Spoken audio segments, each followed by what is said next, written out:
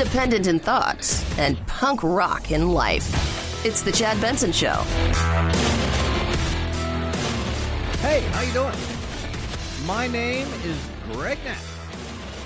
I'm in for Chad on the Chad Benson Show.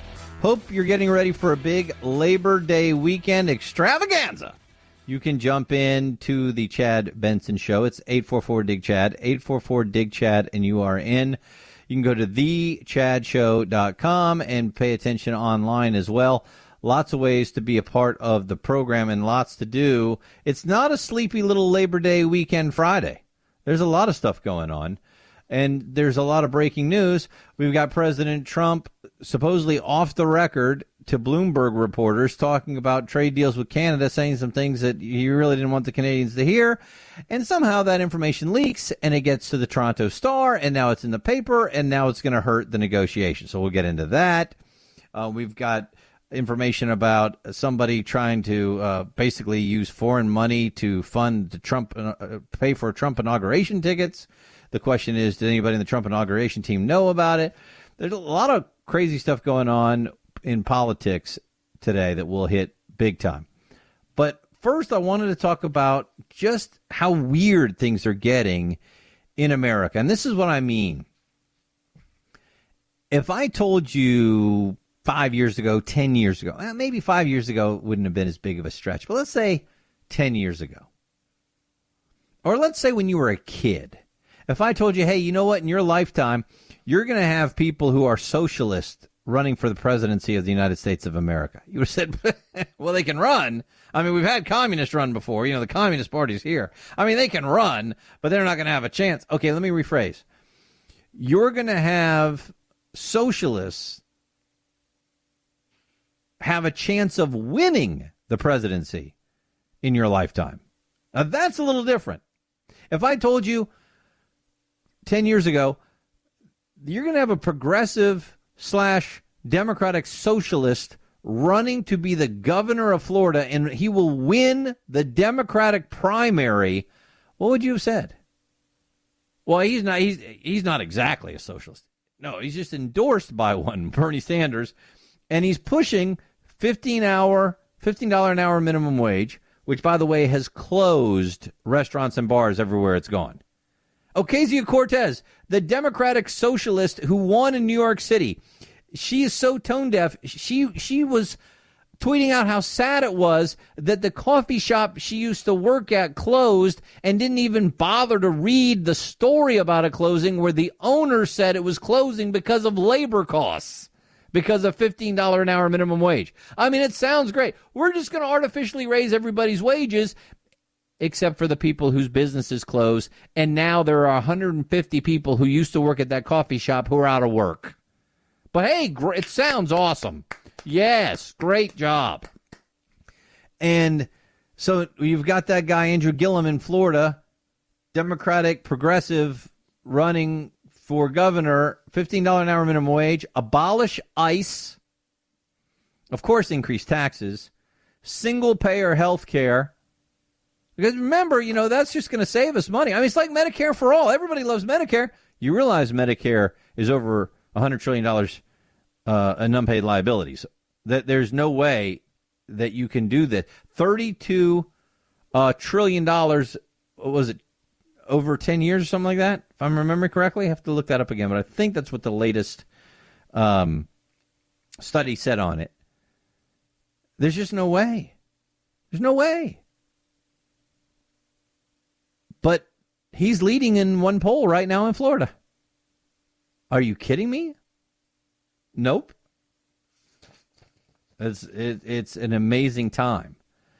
And to the point that you've got Senator Elizabeth Warren calling for the abolishment of ICE. Kirsten Gillibrand, Democrat in New York, calling for the abolishment of ICE. Cynthia Nixon running against Andrew Cuomo to be the governor of New York, calling ICE a terrorist organization. But going farther than that, well, maybe at about the same level, the current governor, Andrew Cuomo, says ICE is a bunch of thugs. New York State is a state that is suing Donald Trump for ripping babies from the arms of their mothers. New York State is the state that says we will not cooperate with ICE. They're a bunch of thugs. So these people, these men and women who have sworn to uphold the Constitution, who are trying to protect our border, who are arresting people for violating our law, the laws that our Congress wrote, who are also arresting terrorists, who are also arresting violent criminals. They're thugs, according to Andrew Cuomo. They're terrorists, according to Cynthia Nixon, because they're following the law. No, it's because they're separating women and children. Okay, now wait a second. We've gone over this, but maybe you missed it. That was done under President Obama, too. Yeah, but then he stopped and he just released them all. You're right, there was a lot of catch and release there. But the law says that when somebody comes across the border illegally, you detain them. Now, if they're there with children, first of all, you got to make sure they're really their parents. But secondly, then you have a couple options. You can put them in family detention unless the family detention centers are full. Then by court order, you can only keep them there for 20 days because then you have to let the minors go. So then you have the option of either letting all of them go and telling them, hey, come back for your court date, which they don't come back for, which is what we were doing for a long time. Or you say, all right, we're going to hold the parents and we're going to place the juveniles until we can get their court date done. Now, I liked Ted Cruz's idea of getting enough judges down there that in 14 days they could adjudicate the whole thing, and you either allow them to stay together in America or you send them back home. But the idea that somehow this was something brand new under Trump that had never been done and ICE, it's like they're Nazis, is total nonsense. By the way, let me ask you something.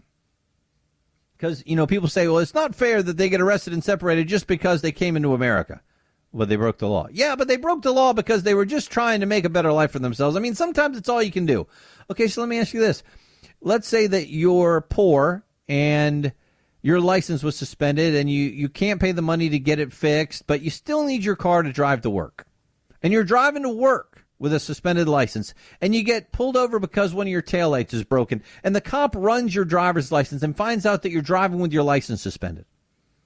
Well, by law, that cop has to arrest you and take you downtown. You're separated from your children, aren't you? If your children's in the car, if your children are in the car, they can't go with you to jail. They got to call somebody to pick up your kids. That's different. That's okay. How about you write bad checks because you're just trying to get by? You're just trying to get by and you don't have enough money. You're trying to take care of your family. You're just trying to get a better life. And you get caught writing bad checks and you go to jail. You're separated from your children, aren't you? Well, that's different. How is that different? So you've got Cuomo calling them thugs. You've got Cynthia Nixon calling them terrorists, these ICE officers. And then we go to Arizona Democratic Representative Ruben Gallego. And he tweeted this out early Thursday. If you are a U.S. government official and you are deporting Americans, be warned. Okay, wait a second. Who's deporting Americans? Nobody. He's rolling. Just let him go. If you are a U.S. government official and you are deporting Americans, be warned. When the worm turns, you will not be safe because you were just following orders. You do not have to take part in illegal acts ordered by this president's administration. Okay, first of all, nobody's deporting Americans. Secondly, what in the heck is this guy talking about? Well, then you dig a little deeper, and you find out that this tweet and many others were pushed because of a Washington Post story. And the Washington Post was giving a story about how some people that were born in Texas near the border with Mexico, at least that's their claim, are being denied United States passports. Why? Why would you do that? You're just trying to say that they're not here legally? I mean, well, it turns out that we've had problems with certain midwives along the border with fraudulent birth certificates so that people can claim to be American citizens and claim to have been born in America when they weren't. But as you're reading this Washington Post article, they make it seem like this is something new that happened under Trump until you get to the 9th paragraph. And when you finally get to the 9th paragraph is when you find out the truth. Quote, the State Department during the George W. Bush and Barack Obama administrations denied passports to people who were delivered by midwives in Texas's Rio Grande Valley. Well, wait a second. This started during the Bush years? Yup. And it continued under the Obama years? Yup. In fact, in the article, in the Washington Post article, it makes it seem like this is something that's been done more under Trump. It said this: passport denials and revocation appear to be surging. That's a quote from the article. Passport denials and revocation appear to be surging. Appear to be? What do you mean they appear to be? They either are or they aren't. You're a reporter. All you have to do is call up the State Department and find out the numbers. They didn't do that. They appear to be surging. Well, guess what? The State Department pulled the numbers. And the State Department said this: this is an irresponsible attempt to create division and stoke fear among American citizens while attempting to inflame tensions over immigration. The facts don't back up the Washington Post reporting. Under the Trump administration, domestic passport denials for so-called midwife cases are at a 6-year low. What? Wait a second. You mean more people were being denied passports in this area under the Obama administration than under the Trump administration? Yup. But that's certainly not what it sounded like from the Washington Post article. And that's why you've got unbelievable tweets coming out from Democrats and the Hispanic caucus acting like somehow President Trump is trying to take away passports and deport American citizens simply because they're brown-skinned and live near the border. That's why people don't trust the media. Oh, wait till you hear some of these tweets. I'll get them for you in just a second. It's 844-DIG-CHAD if you want to be a part of this. 844-DIG-CHAD. My name's Greg Knapp, filling in. This is the Chad Benson Show.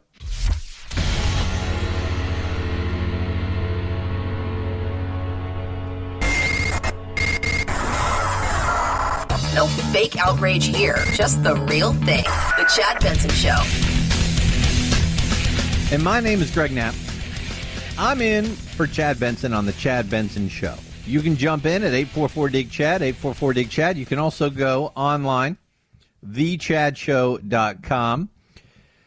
Talking about what's going on with this Washington Post story. It's a couple days in now, and the State Department has pushed back. And it's amazing how people just take what they want from this story. And you've got Arizona Democrat Ruben Gallego tweeting out, if you are a U.S. government official and you are deporting Americans, be warned. Okay, first of all, nobody's deporting Americans. When the worm turns, you will not be safe because you were just following orders. You do not have to take part in illegal acts ordered by this president's administration. And they're doing exactly what they did under the Bush administration and the Obama administration because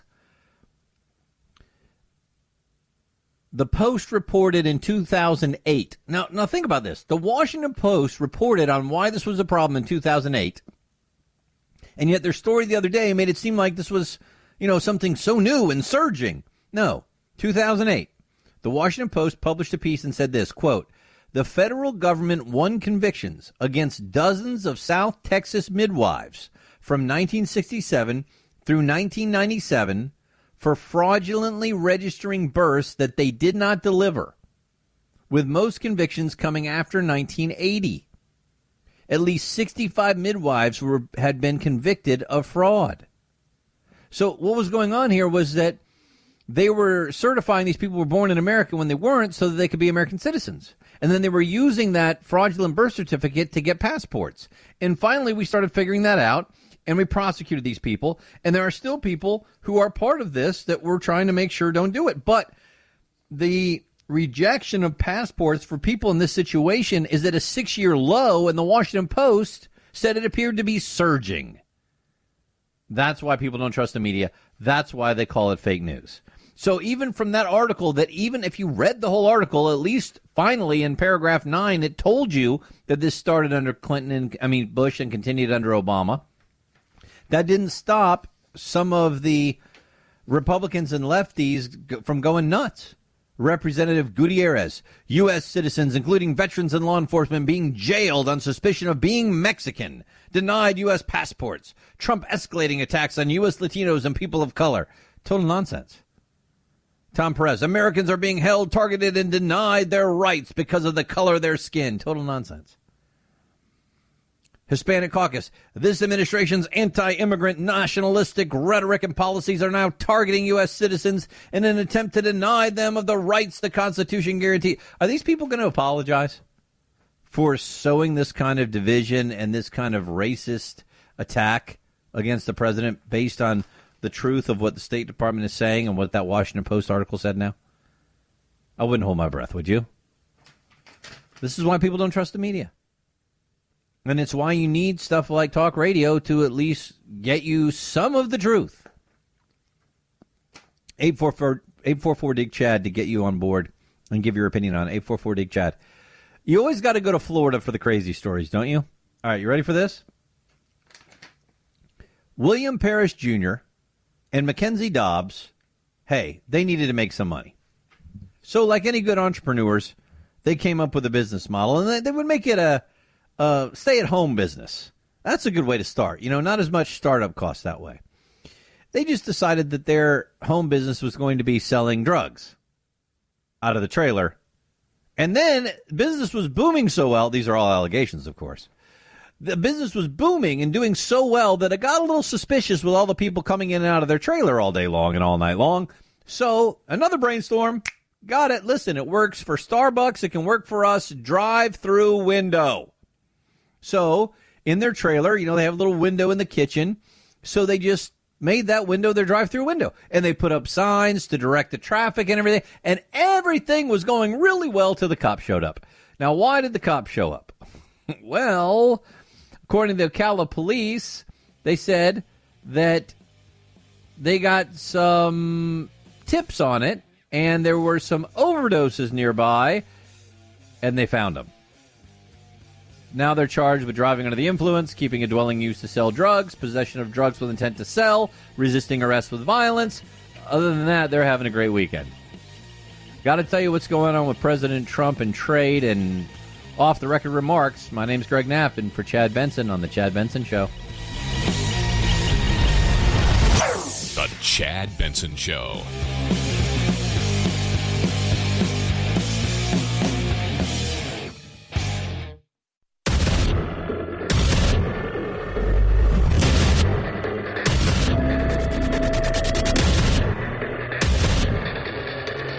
Independent in thoughts and punk rock in life. It's The Chad Benson Show.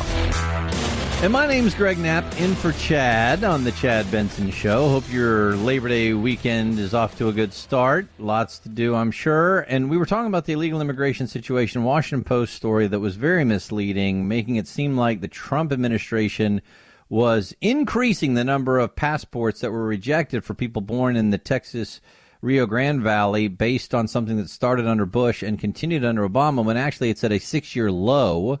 Ray in California wanted to jump in on that. Ray, you were on the Chad Benson Show. Go right ahead.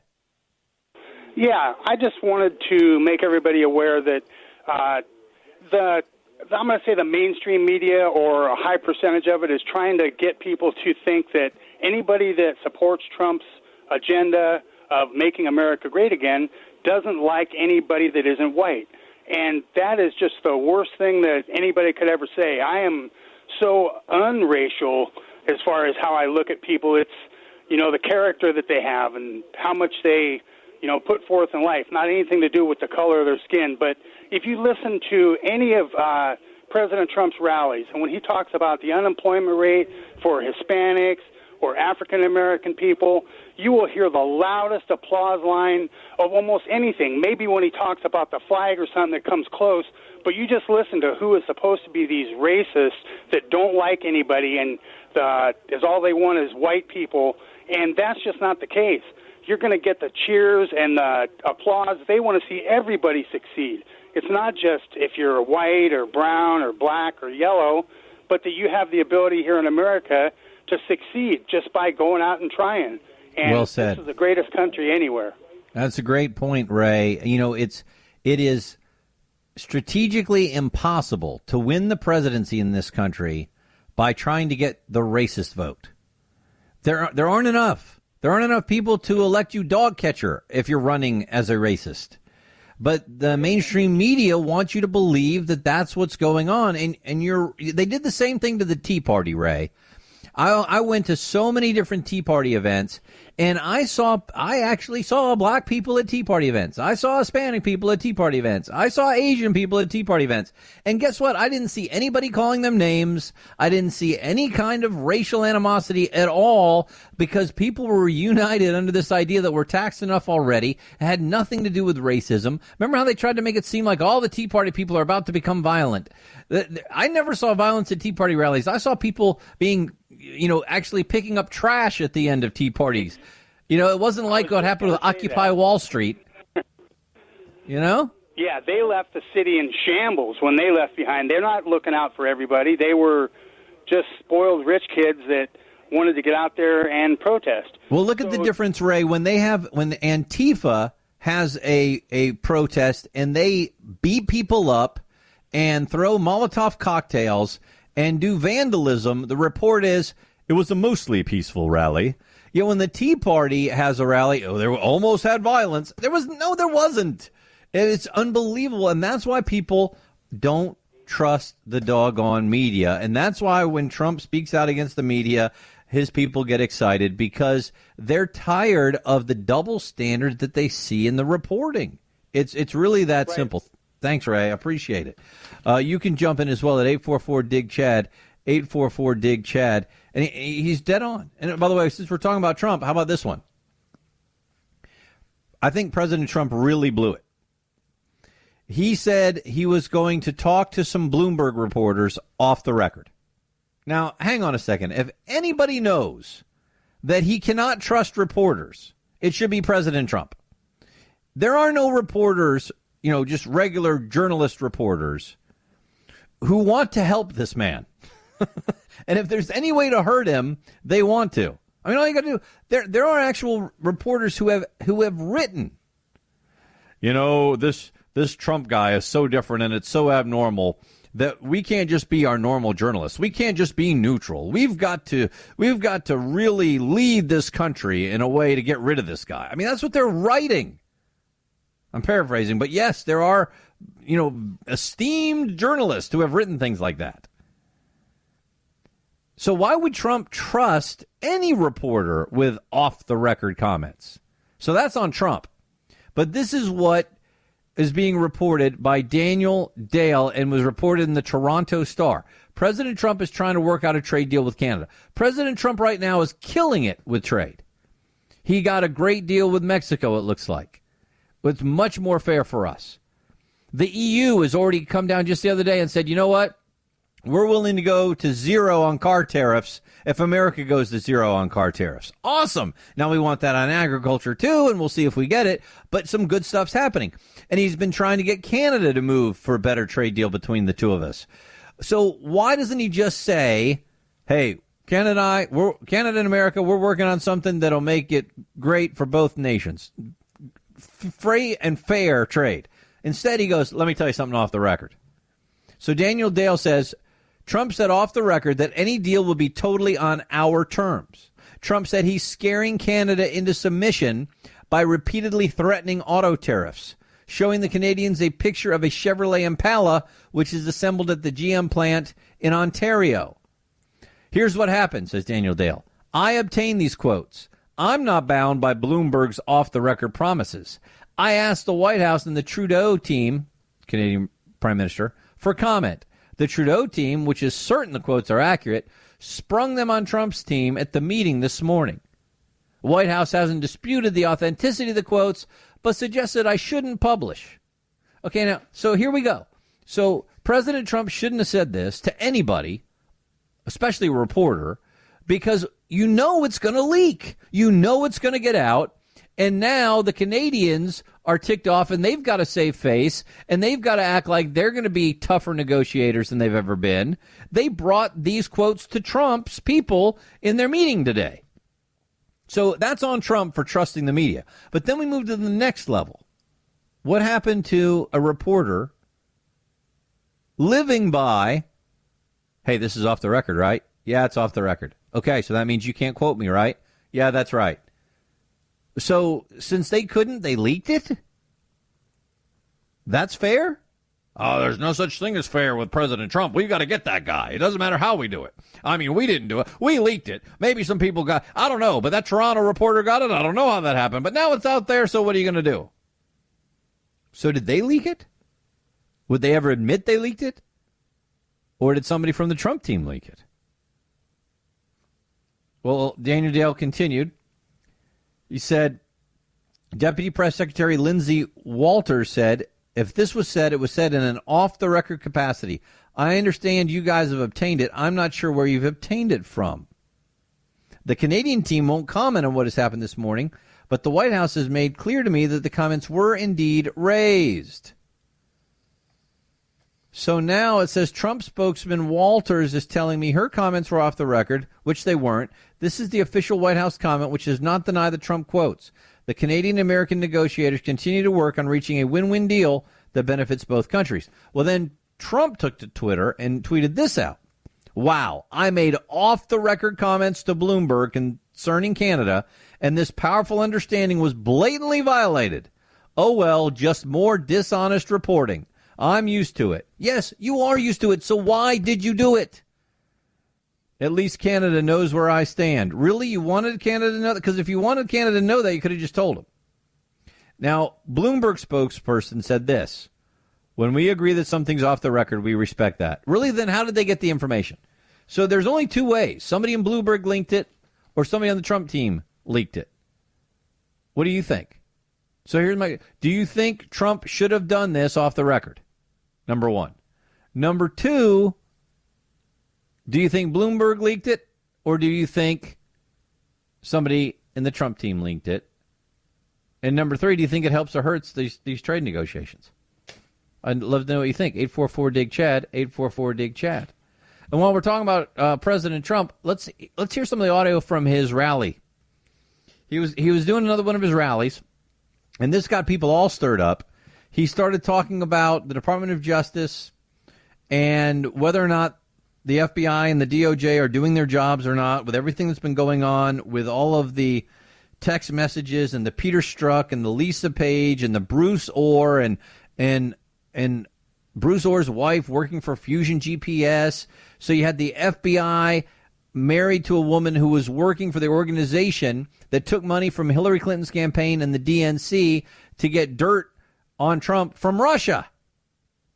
And then we find out, yep, sure enough, it was the dossier that was the bulk of the information used to get the FISA reports. And then we find out, Kimberly Strassel reporting, that Bruce Orr from the FBI testified in front of the Congressional Committee this week that he had told higher-ups in the FBI that Steele wasn't a reliable source. And yet, 3 times he'd met with them on that. And yet they didn't pass that on to the Foreign Intelligence Surveillance Court when they went for those FISA warrants. So they didn't tell the court that this guy wasn't reliable. In fact, they said he was reliable. They didn't tell the court that it was paid for by the DNC and the Hillary Clinton campaign. I mean, what? So here's Trump going all in at the rally. Cut number 1, please.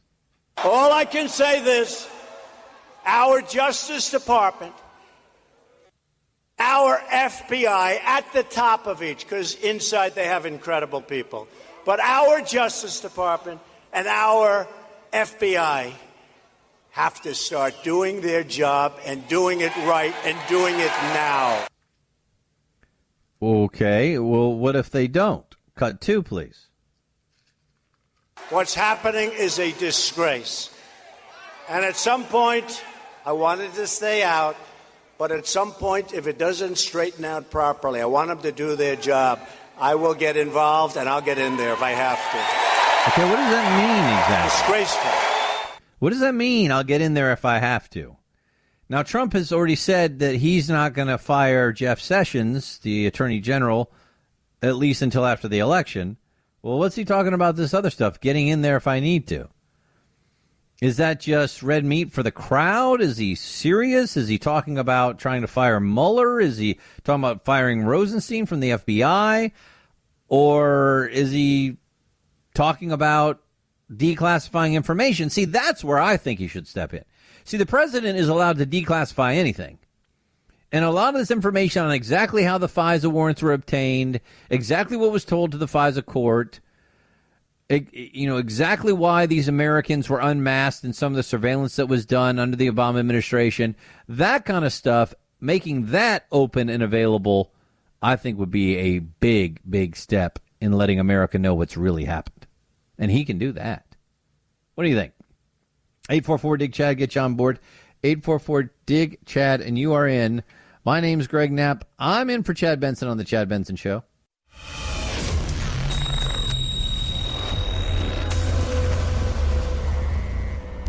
Deep states? No. Deep doo-doo?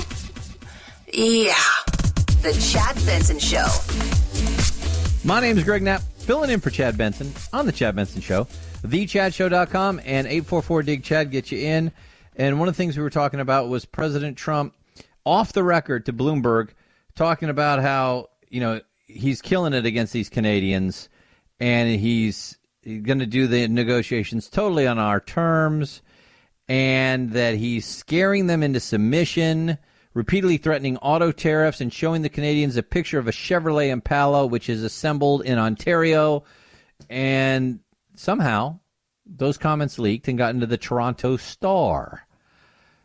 Let me talk with Matt in California about that. Matt, you are on the Chad Benson Show. Go right ahead.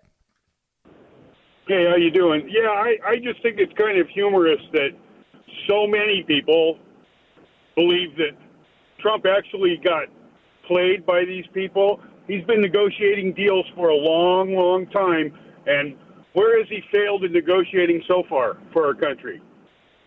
No, I just praised him for that. I said I thought he was doing a great job with what happened with Mexico, what's happened with the EU. He's working on China.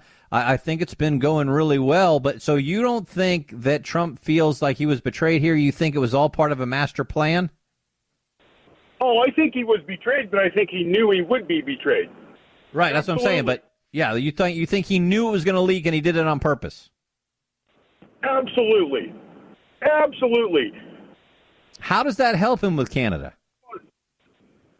Because I believe, and this is all, everything we're talking is just, what we believe, not what we know. Of course, these are opinions. Yeah. I believe there was a stick spot somewhere in the negotiations that his people couldn't get through, and they were trying to push it, and he did this to let Canada know that there will be no playing.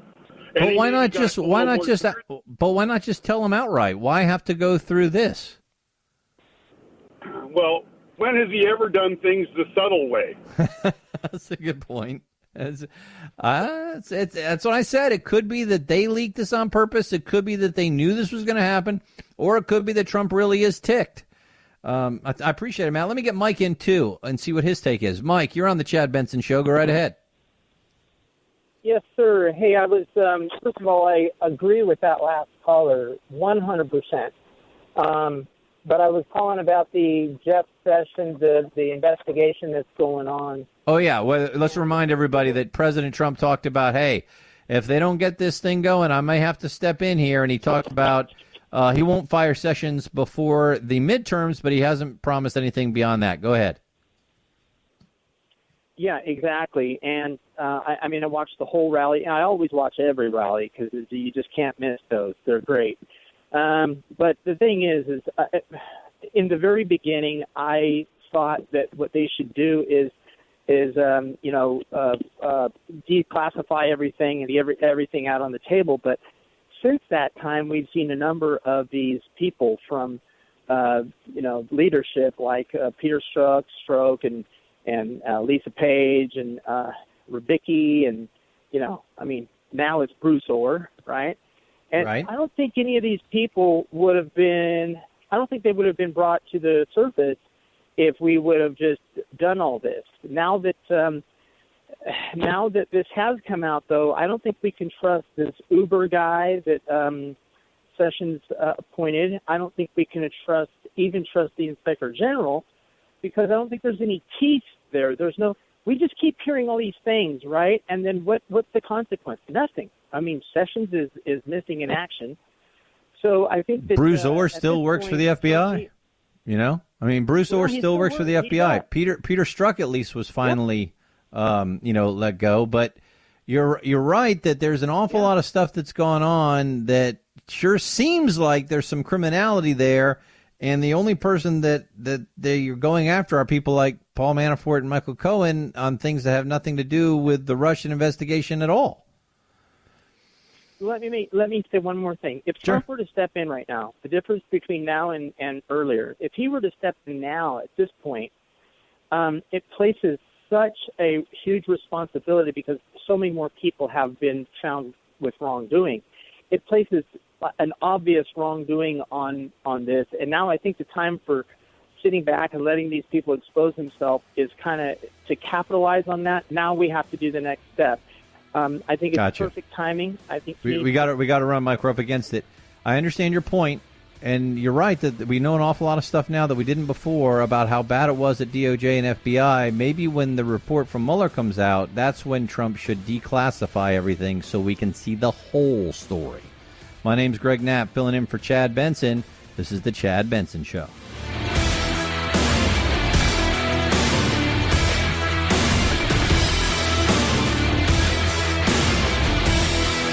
This is the Chad Benson Show.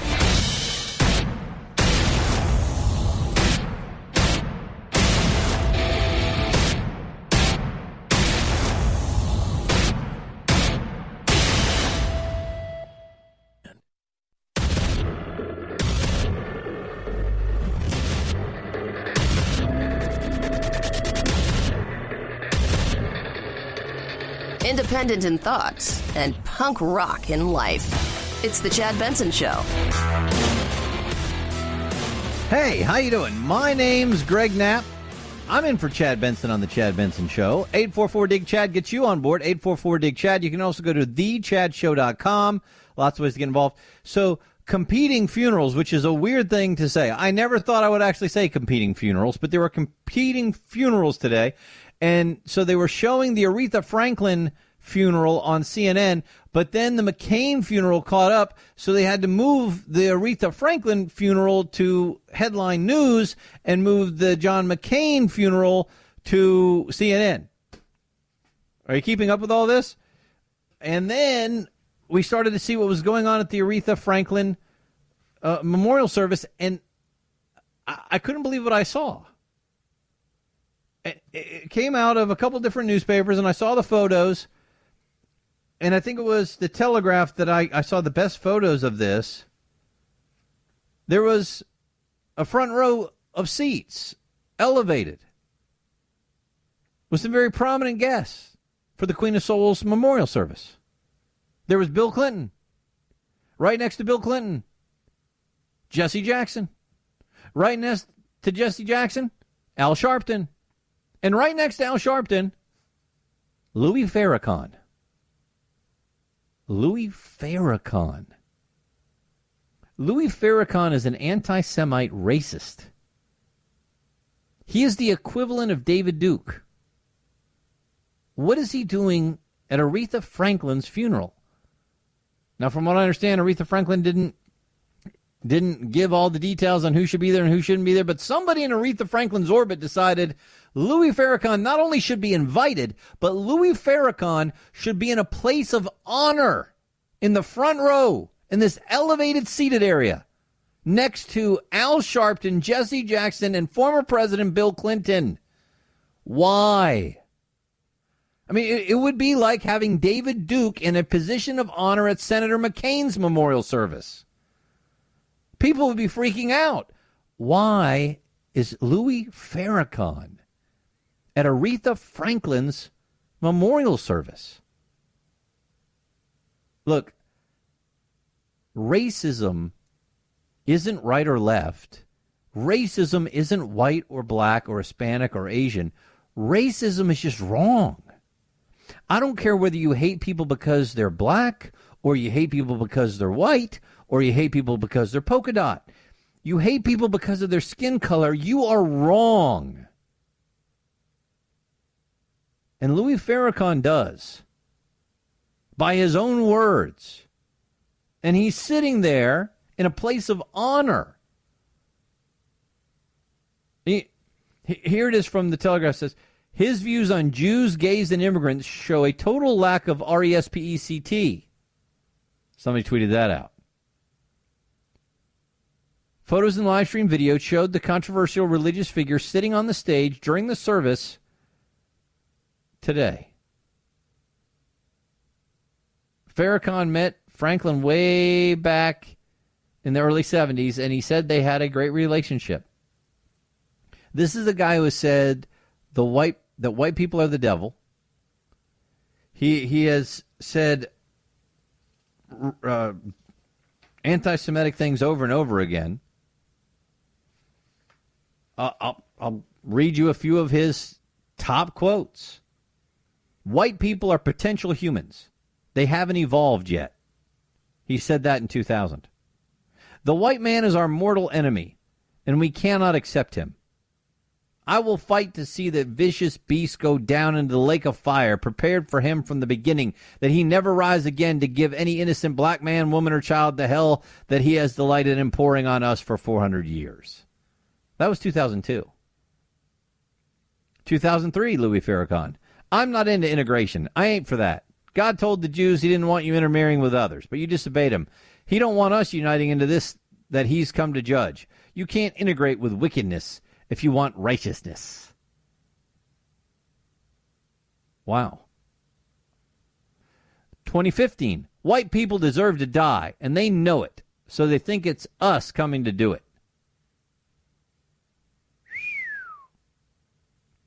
2015. It is now becoming apparent that there were many Israelis and Zionist Jews in key roles in the 9/11 attacks. Israelis had foreknowledge of the attacks. We know that many Jews received a text message not to come to work on September 11. Total crap. But Louis Farrakhan believes it. 2015. Wow. Osama bin Laden didn't destroy the Twin Towers. That was a false flag operation to take the world's attention away from the great disunity in America under George W. Bush. Stole the election. That was Louis Farrakhan in 2016. And on and on. And more recently, he gave a sermon in June. His Twitter verification was revoked because he tweeted a link to a video on a sermon he gave about Harvey Weinstein with the headline, Thoroughly and Completely Unmasking the Satanic Jew and the Synagogue of Satan. The couch where you have to sit is called the casting couch, Farrakhan said. See? That's Jewish power. It's hard to tell a Jew that he's wrong when the Talmud in which he believes has taught him that Gentile women, and black women in particular, you can do anything to them you want because they're partly animals. That's Louis Farrakhan. You see, everybody always talk about Hitler exterminating 6 million Jews. That's right, but don't nobody ever ask what they did to Hitler. Huh? On the Jewish people, he said, you are wicked deceivers of the American people. You have sucked their blood. Wow. I mean, it's just a few. I could go on all day with this stuff. And he's sitting at a place of honor in the same row with Al Sharpton, Jesse Jackson, and Bill Clinton at Aretha Franklin's funeral. That really bothers me. Does that not bother you? It bothered some other people. CNN reporter Kate Bennett tweeted this out. Was enjoying coverage of Aretha Franklin's funeral until I saw Louis Farrakhan seated prominently, and now that's enough of that. Then there was Jewish filmmaker Jeremy Neuberger, who tweeted this out. I love Aretha Franklin, and this big tribute is wonderful to see, but Louis Farrakhan? His views on Jews, gays, and immigrants show a complete and total lack of RESPECT. Someone should call him an Uber the F out of there. Well, Barack Obama in 2005 had his photo taken with him at the Congressional Black Caucus meeting. Nobody cared. There was a story over the last year where some prominent Democrats still were meeting with Louis Farrakan. Nobody cared. He said Aretha Franklin's, I guess it's not a big deal, right? Not a big deal. Like I said, this is like David Duke showing up at Senator McCain's funeral.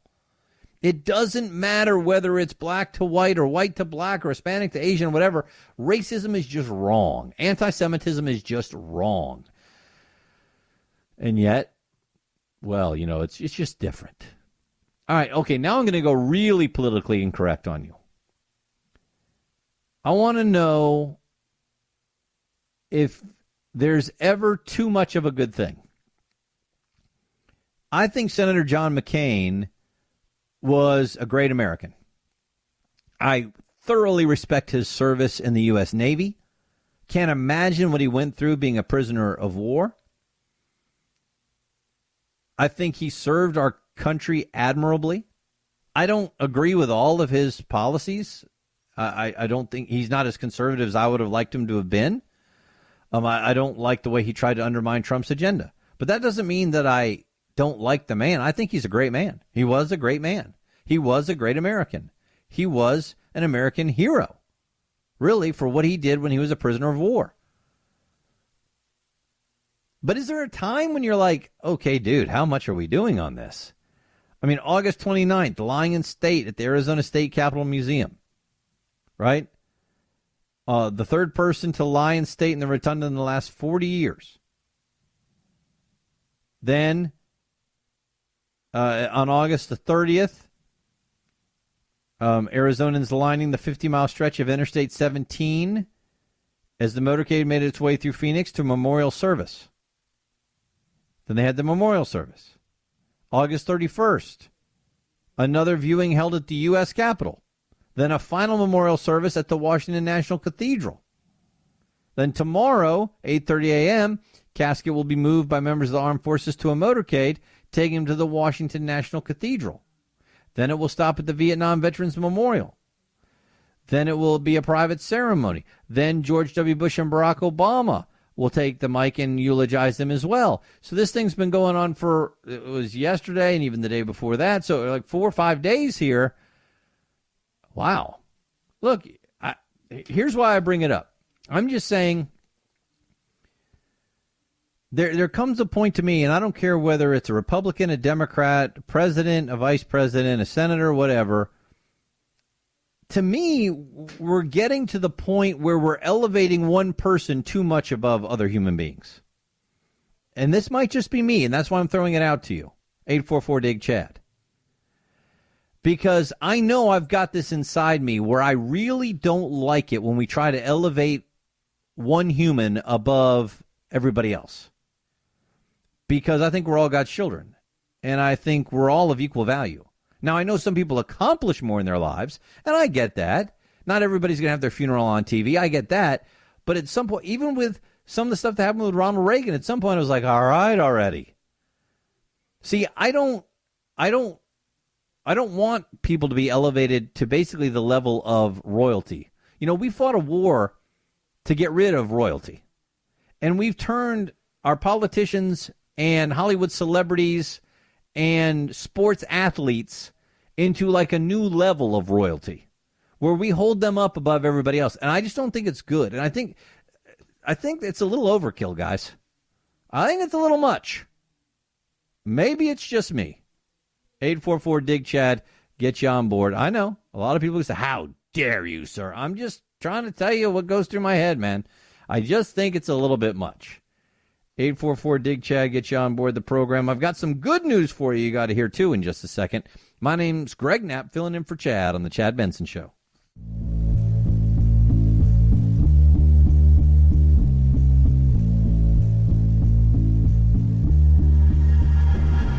Hashtag me too. Hashtag immigration reforms. Hashtag help. I'm trapped in a hashtag factory and I can't get out. The Chad Benson Show. My name is Greg Knapp in for Chad Benson. 844-DIG-CHAD. Competing funerals going on, and the Aretha Franklin one has Louis Farrakan in a place of honor? The anti-Semite racist? What? And is it too much of John McCain? Too much of a good thing over the course of 4 days? What do you think? Let me start with John in Florida. John, you are on the Chad Benson Show. My name's Greg Knapp, filling in. Go right ahead.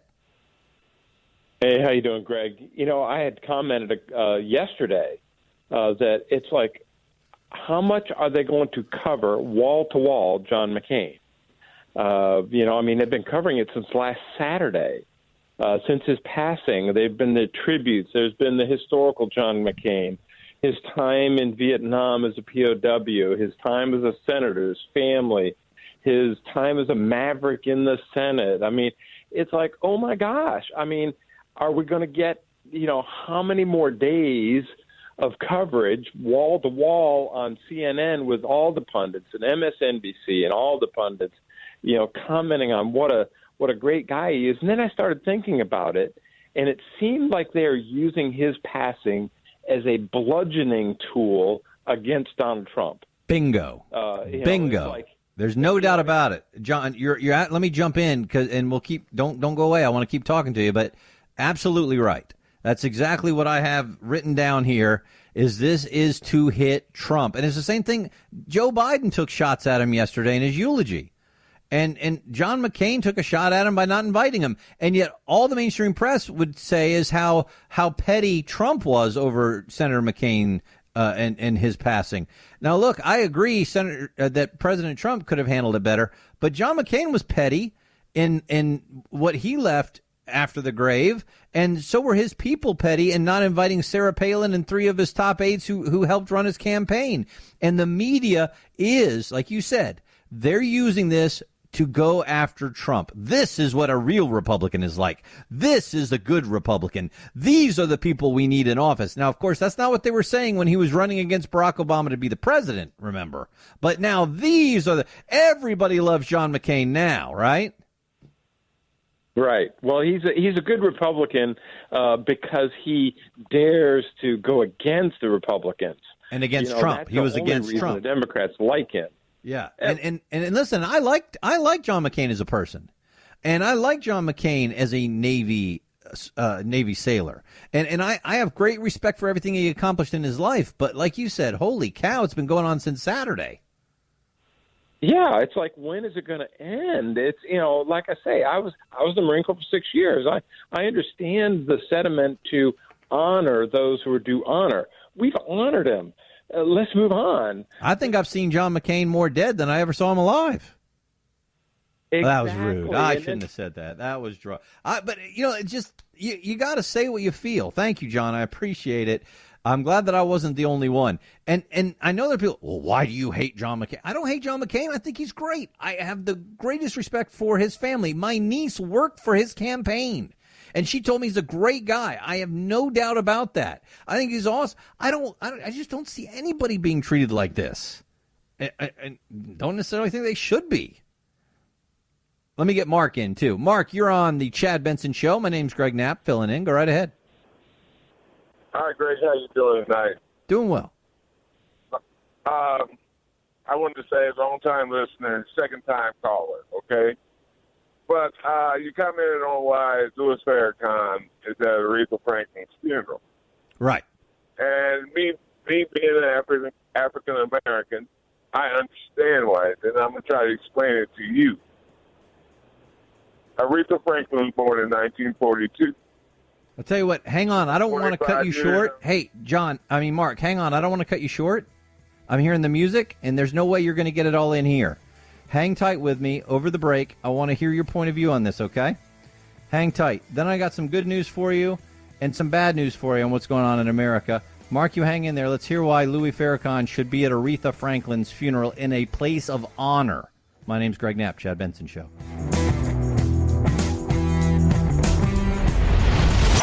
The Chad Benson Show.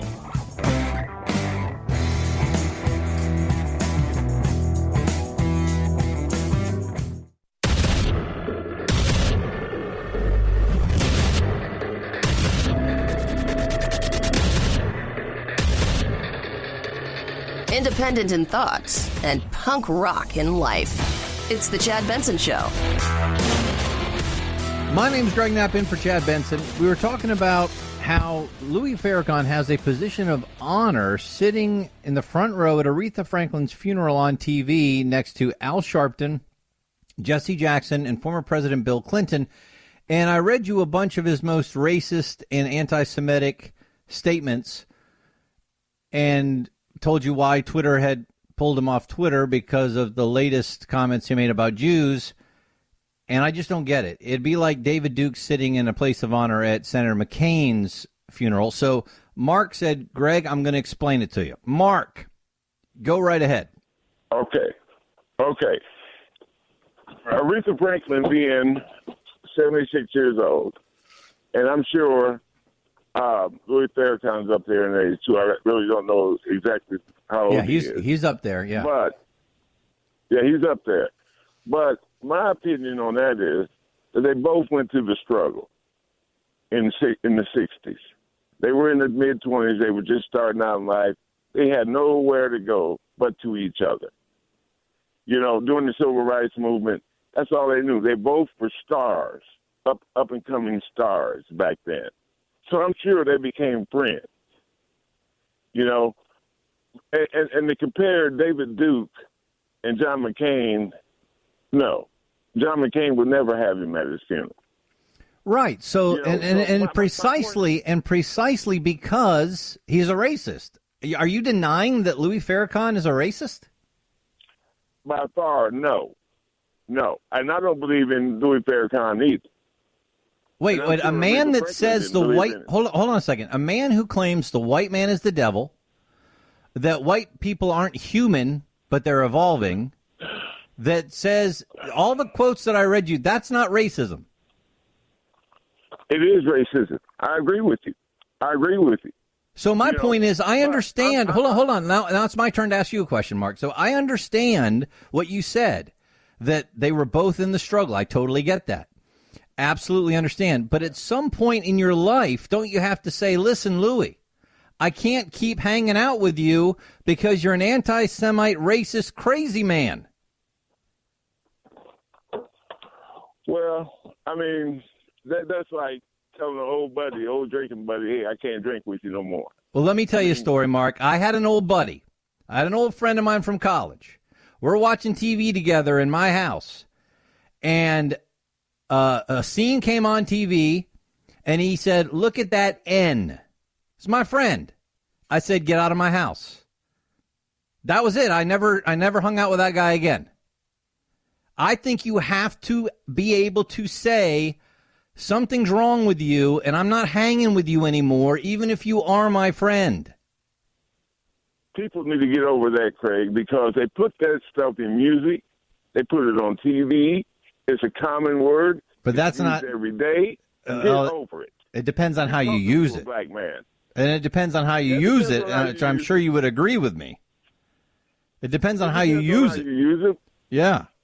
But people need to get over that. These people that's getting fired for saying that word, that's crazy. Well, they put it in music. I don't understand how you. But wait a second. We've gone. Okay, let's get away from that. That was just my anecdote of what happened in my life because I realized that this guy was racist, and I didn't want to be with him. I didn't want to hang with him. I didn't want him to be in my house.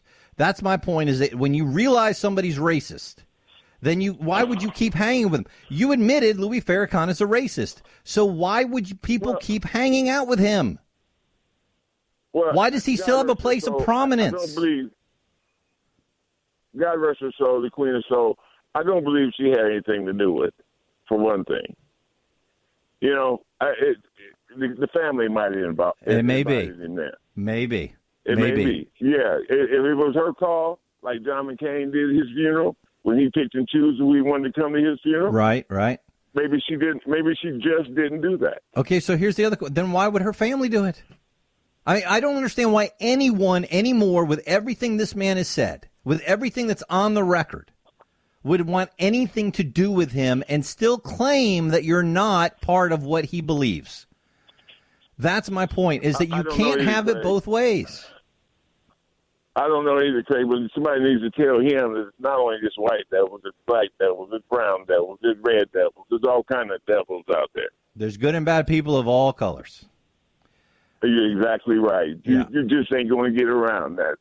They're walking people. But when you call all of one race one thing, that's what you call racism. I mean, that's the definition of it. Yeah. You know? And I appreciate it, Mark. Thanks for getting in, man. And I appreciate, you giving your point of view on it. And it doesn't make sense to me. I mean, it's not about whether it's white or black. It's right or wrong.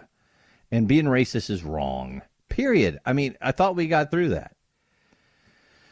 844-DIG-CHAT, 844-DIG-CHAT. And have you seen the tweet that's out now with Bill Clinton watching Ariana Grande sing? Oh, no. No. And they're watching how Bill Clinton's watching her.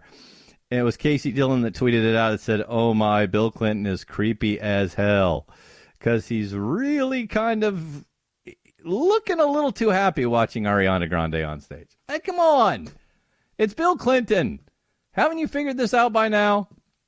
All right. 844-DIG-CHAT gets you on board the program. I do have good news for you. Good news.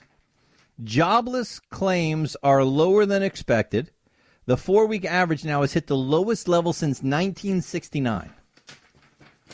Lowest level since 1969 of jobless claims. Are you tired of winning yet? That's going to drive the liberals crazy. And then I got the bad news. Now, this just came out the other day. The Center for Disease Control letting us know that more Americans are contracting sexually transmitted diseases. Curse you, Tinder! I don't even understand this whole thing. I mean, we've made it easier and easier to have this hookup culture, and we can't figure out why we're having more STDs. I mean, wait a second, this can't be true. I mean, we're giving out free condoms. We're having all kinds of sex ed. How could we possibly be having more sexually transmitted diseases? It just doesn't make sense. The fourth consecutive year of sharp increases in these sexually transmitted diseases, according to the Center for Disease Control. We are sliding backward. That's Jonathan Mermin, doctor and director of the CDC's National Center for HIV/AIDS, Viral Hepatitis, STD, and TB prevention. Well, that's got to be a great guy to have to a party, doesn't it? You know, hey, Jonathan, what'd you do at work today? Well, we looked at some slides of people with different STDs and viral hepatitis. And you want some of this dip? No, thanks. I'm going to pass on the dip for now. But, Jonathan Mark. So he says we're sliding backward. It's evident the systems that identify, treat, and ultimately prevent STDs are strained to near breaking point. And now it's going to get where some people are going to be very upset with what the CDC says. Because even though it's science, and even though it's part of their research, and even though they're doing it to try to help people, some people are going to think this is demonizing a community. You ready? Here we go. Men who have sex with men, MSMs, a stated sexual preference neutral term used by the CDC and other public health organizations, account for a majority of all syphilis diagnoses over the past 5 years, and at least 70% of those cases where the gender of the sex partner is known. However, men who have sex with men are at an elevated risk for STDs, generally, accounting for just 4% of the population, but 56% of Americans living with HIV. In other words, public health interventions may be more effective if they target diagnosis, prevention, and safe sex practices among men who have sex with men than raising concerns about the general population. So you can't say that. CDC, you need to take that research down. That's going to make some people feel uncomfortable. And it makes it feel like you're targeting them. You're targeting us because we're men who have sex with men? No, this is just the research. I don't care if it's the research. How dare you say that? But we're trying to help you. It doesn't matter that you're trying to help us. Trying to help us by demonizing us. Can't believe you would even say something like that. It's just like it happened with the Brown University with their gender dysphoria study. That was trying to help people. No. It makes the transgender people feel bad. You got to take that study down. So they did. So much for we're the ones who care about science, right? I just watched. That's going to happen. I'm telling you. Ted Cruz has some interesting news out. Did you watch this one? It kind of went viral today. We got the audio. Ted Cruz was doing one of his campaign stops. He was at Moondoggy's Pizza and Pub in Amarillo, Texas. Amarillo by morning. He was met with a heckler. It was a heckler from his opponent, one of his opponent's supporters, Beto O'Rourke is who he's going against. And the guy was there filming everything with his camera, and he was heckling Cruz, and Cruz told him, hey, listen, I'm glad you're here, but I got the microphone. Calm down, buddy.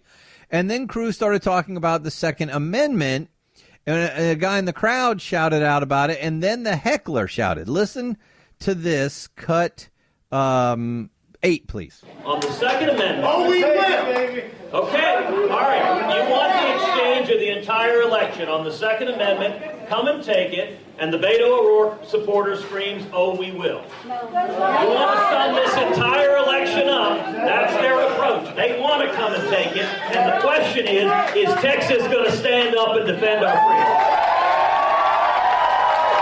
freedom?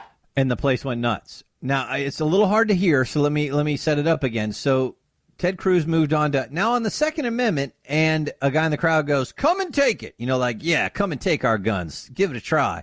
And the Beto O'Rourke guy yells back, okay, we will. Now, remember how we're always told that, listen, the liberals don't really want your guns. They're not really going to try and take them from you. And then you have the so-called assault weapon ban. And now people are saying we should have that ban and take people's weapons retroactively. And no. They're not really trying to get your guns. So here's a Beto O'Rourke supporter going, okay, we will. So Cruz follows up and he says, oh, okay. You want to stand the entire election on the Second Amendment? Come and take it. And the Beto O'Rourke supporter screams, oh, we will. You want to sum this entire election up? That's one approach. That's one conversation. The question is Texas going to stand up and defend our freedom? Cruz has an A rating with the NRA. O'Rourke has an F rating with the NRA, and O'Rourke is proud of that.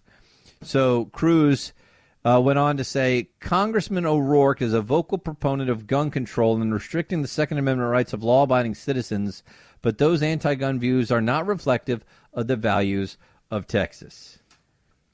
I don't think that's probably going to help him. By the way, it didn't help Dick's Sporting Goods. I'll tell you that story in just a second. My name's Greg Knapp. It's 844-DIG-CHAD to get on the program. I'm in for Chad on the Chad Benson Show.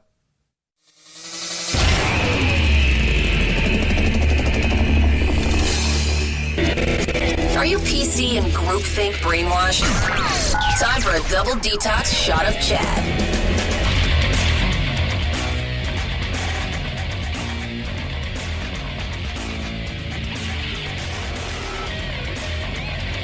My name's Greg Knapp.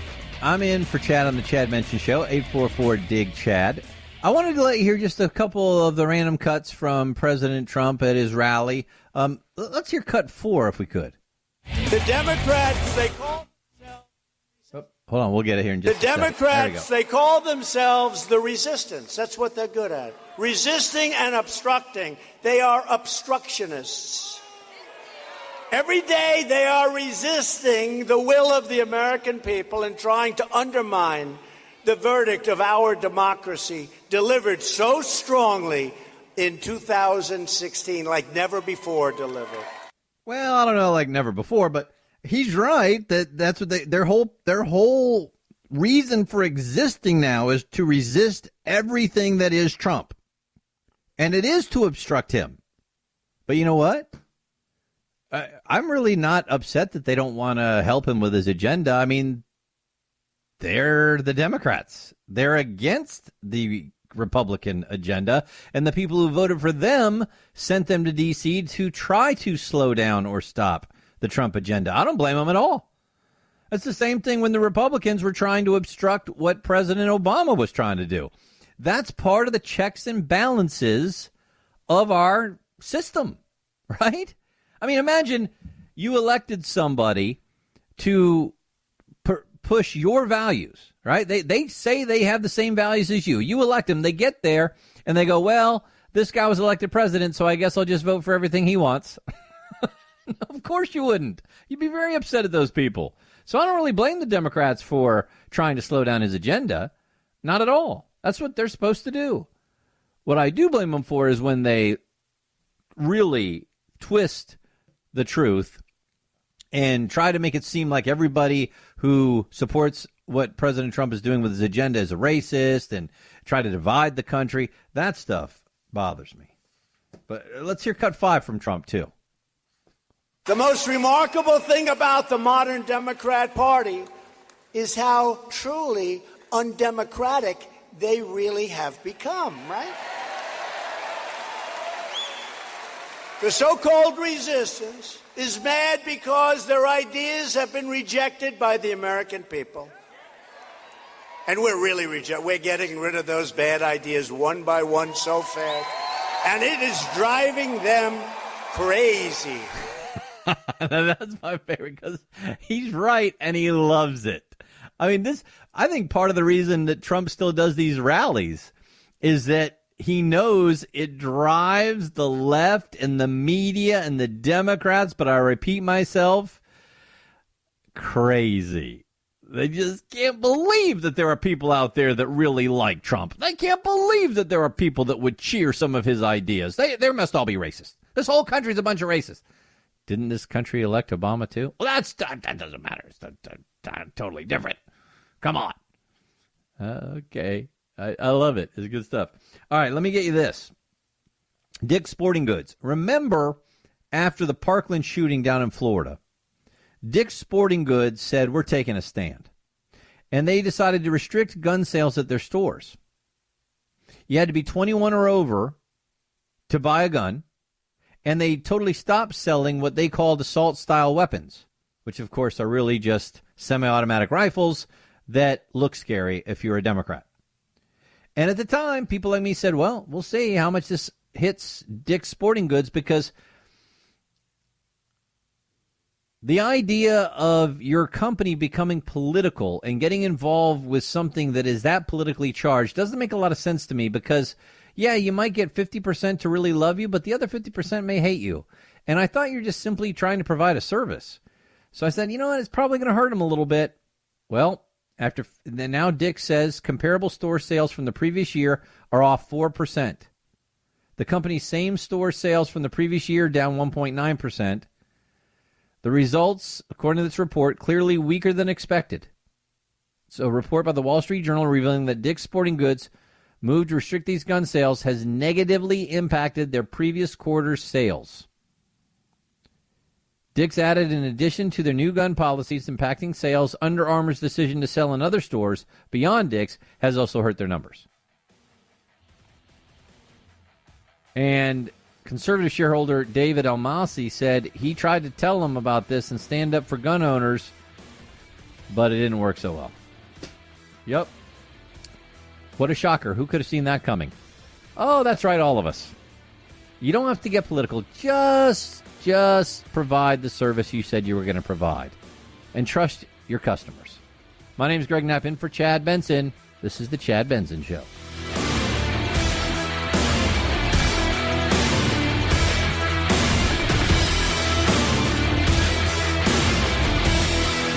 This is The Chad Benson Show.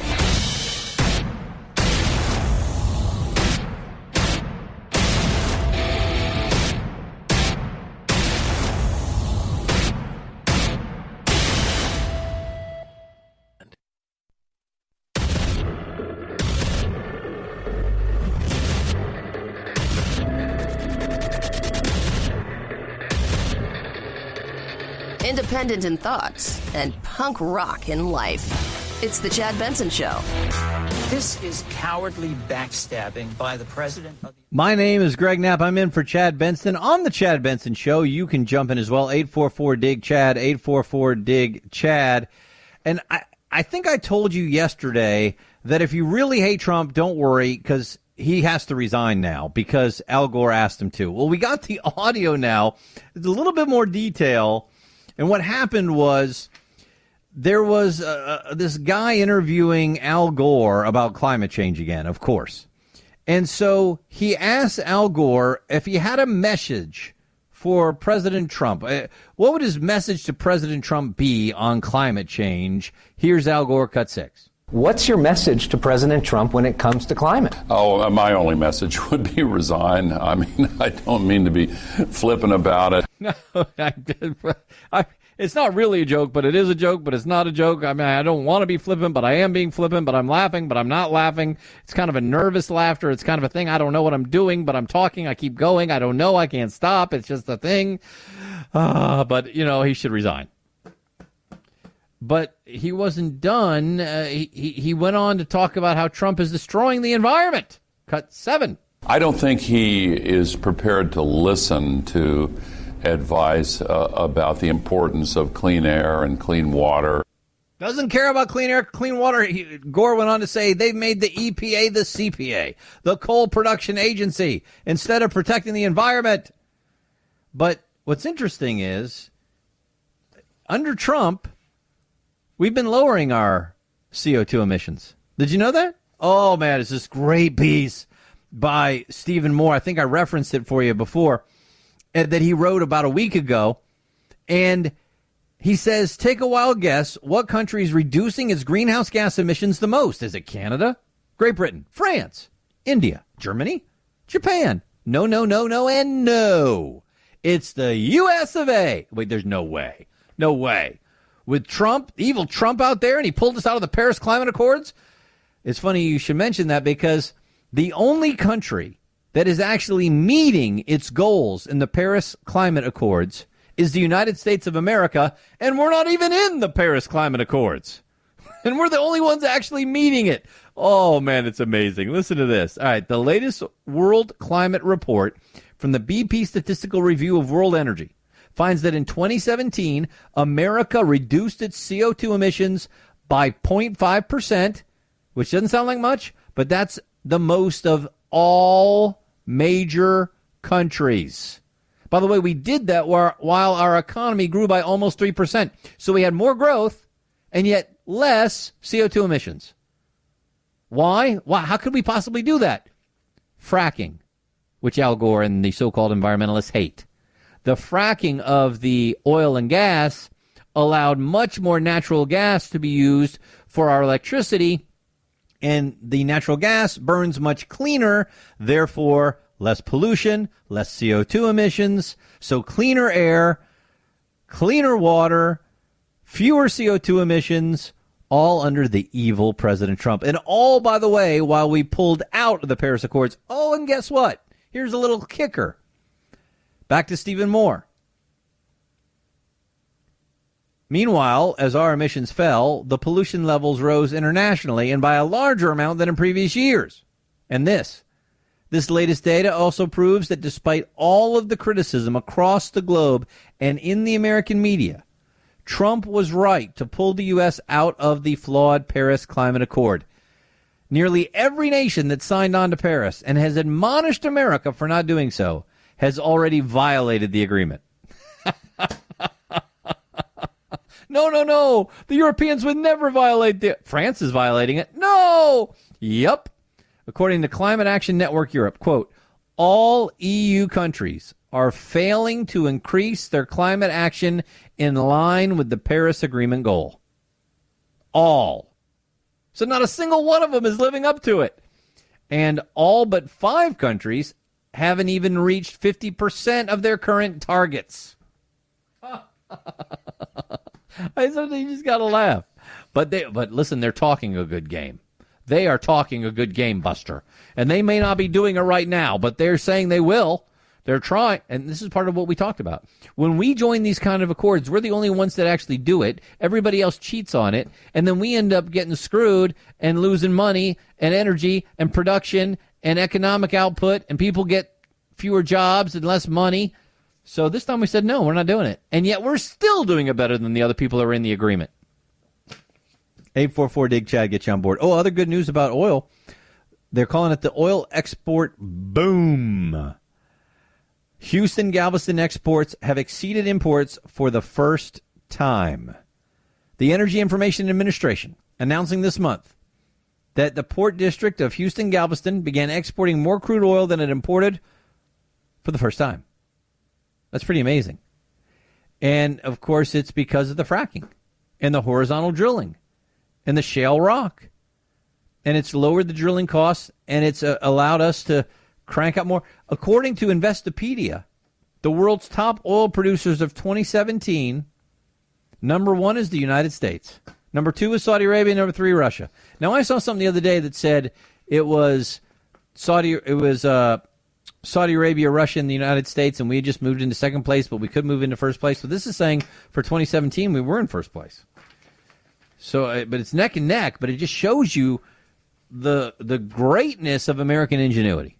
Kind of like when we went to the moon and put the American flag on. Oh, wait, that's not supposed to be in the movie. Sorry, I forgot. Did you see what Chuck Yeager did? Chuck Yeager is really furious about that movie about Neil Armstrong and them not putting in the scene where the American flag was planted on the moon, and Ryan Gosling tried to say, this really wasn't about countries and borders. This wasn't really about America. This was really more about the human experience. No, it was about the Americans beating the Soviets in the space race, and about American ingenuity, and about how we rallied behind President John F. Kennedy when he said, before the decade is out, that we will put a man on the moon.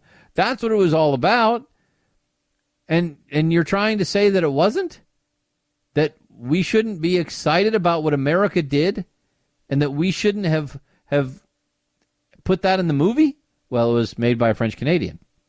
And it's all about globalism now. That's what it's about now. So Chuck Yeager comes out and says, are you kidding? Because it was kind of an important thing that it was an American achievement. Chuck Yeager weighing in on this flap. He said, that's not the Neil Armstrong I knew. He wrote, Ryan Gosling is coming out with a movie, First Man, where it portrays Neil Armstrong as a liberal, progressive, anti-Trump in spirit, non-flag waver. That's from at Clarence Swirly on this. I'm getting this now from the Washington Post. And he went on, he said, probably agree with the national anthem kneelers too, at least in Hollywood's liberal imagination, for your info. And then Chuck Yeager jumps in, that's not the Neil Armstrong I knew. Now, I haven't seen the movie yet, so I don't know if they're really trying to portray Neil Armstrong as a liberal, progressive, anti-Trump in spirit, non-flag waver. But they definitely, on purpose, left out the American flag being planted on the moon. That's a little weird. And Chuck Yeager's having none of it. He said it's more Hollywood make-believe. 844-DIG-CHAD gets you on board the program. 844-DIG-CHAD, and you are in. And I also wanted to get you this story on the Trump Inauguration Committee. Okay, this came out in Bloomberg today. It's a former Paul Manafort associate. He's pleaded guilty to a lobbying crime, and he admitted he helped foreign donors get money to Trump's inaugural committee. This is a piece by Joe Schneider, Greg Farrell, Andrew Harris. It's out of Bloomberg. And according to the court filing, what happened here was that there was a group of Ukrainians who wanted to pay $50,000 to the inaugural committee, and they wanted to get 4 tickets out of it. But you're not allowed as a foreigner to donate to the inaugural committee. That would be a violation of the Federal Election Commission rules. So what happened was, according to the allegations, according to this plea agreement, I guess is the best way to say it, this guy Patton, Sam Patton, enlisted a United States citizen to serve as a straw buyer. Now, that guy bought 4 tickets for $50,000 after he got a check for $50,000 from the consulting firm that was run by Patton and this guy, Konstantin Kilimnik, Manafort's longtime fixer in the Ukraine. That firm was then reimbursed by a $50,000 wire transfer from the Ukrainian oligarch's Cypriot bank account.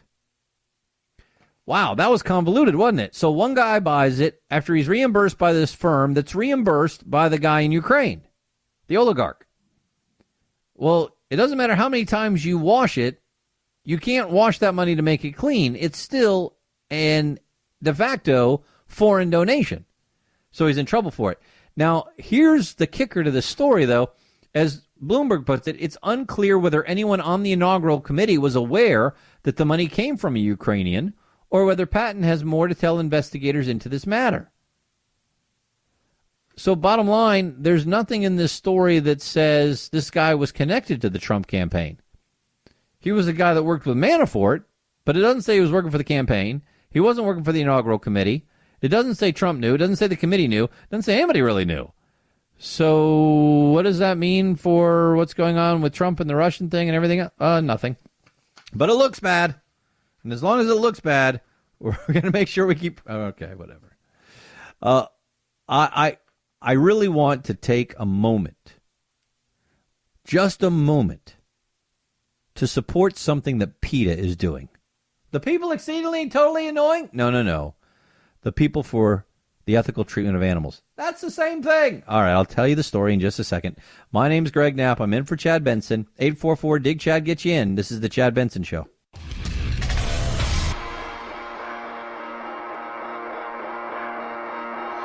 Welcome to Chad. No, not the country. The institution. The Chad Benson Show. I'm going to get you that PETA moment in just a moment, but we were talking about that new movie, Ryan Gosling, First Man. It's about Neil Armstrong getting on the moon. I told you about it yesterday, that he came out and they said we purposefully left out the scene where the American flag was planted on the moon because, it's not about countries. It's not about America. It's just about the human experience. And we think Neil Armstrong would have wanted that too. Are you kidding me? Neil Armstrong was a patriot. He wouldn't have wanted that.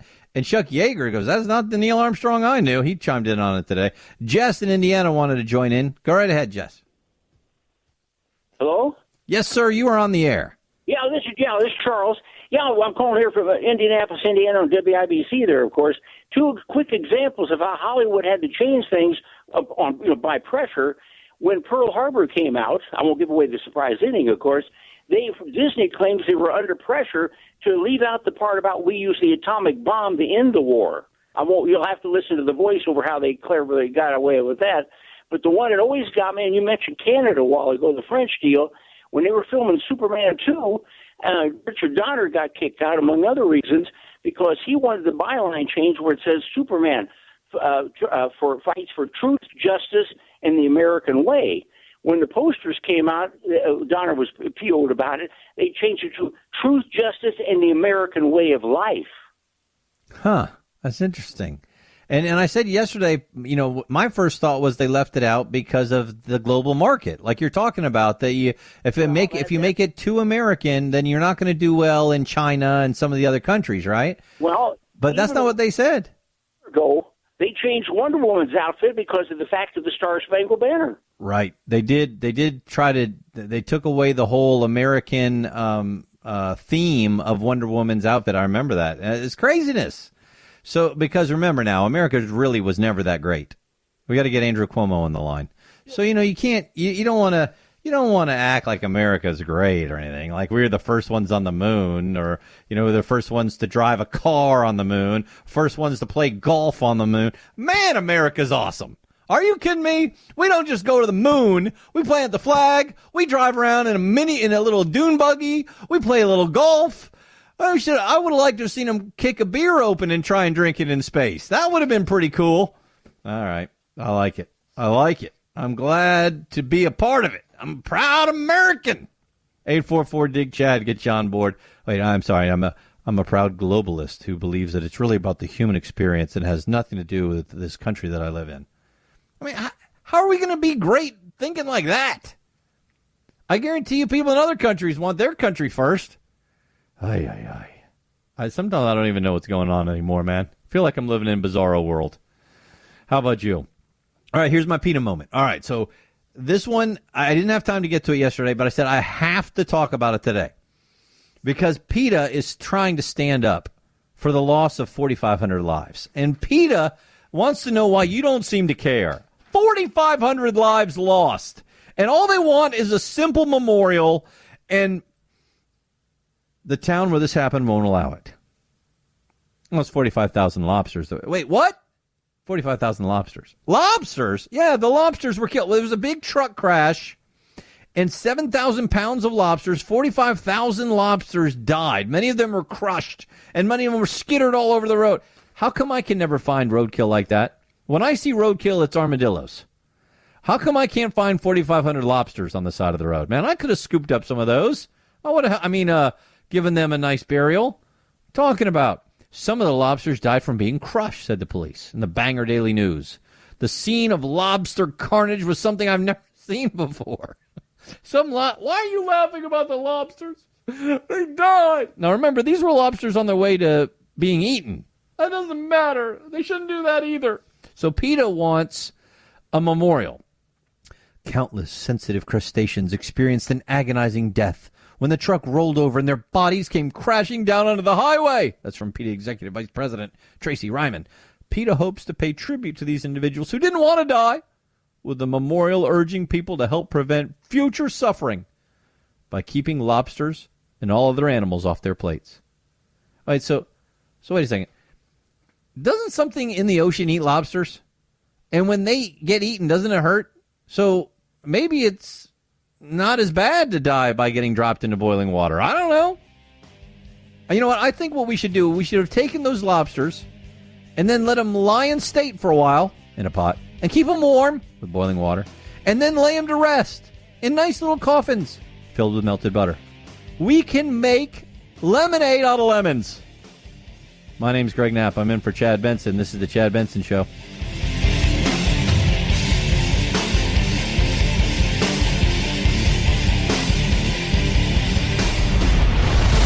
The Chad Benson Show.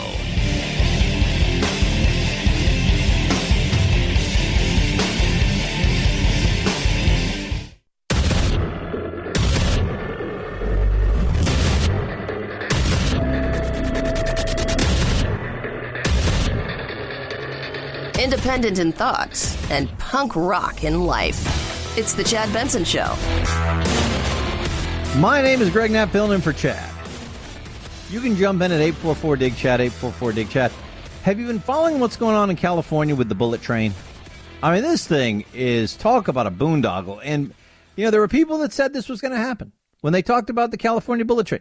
You know, it doesn't make much sense. It's going to be a lot of money, going to be over budget, going to take longer to make than you think. It's just as easy to do a quick flight, you know, than it is to try to do this bullet train. And no, bullet train.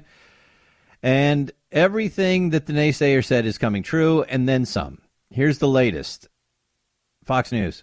Not only is the massive high-speed rail project 11 years behind schedule.